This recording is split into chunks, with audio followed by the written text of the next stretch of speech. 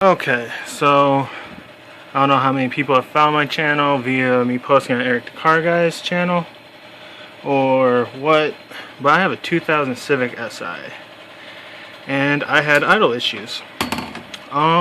Basically it'd rev about 1500 RPMs at cold, and then it would start fluctuating. It'd spike up to 2000, drop down to 1000.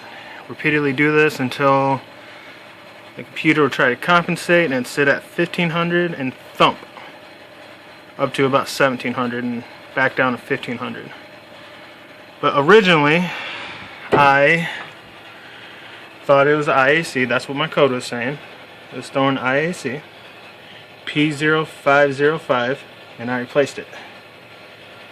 $180. Replaced it, did not fix the issue. Got other ideas saying that it was my throttle position sensor, my map sensor, saying that my computer didn't know how to recognize the cold air intake, even though I've had that for a while. A whole bunch of other things. I even was told that I had a leaky intake gasket. But no.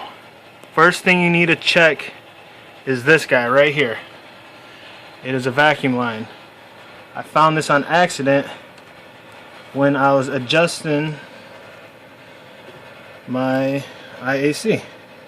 My forearm got caught on it. I felt the suction. I was like, well, that's not normal.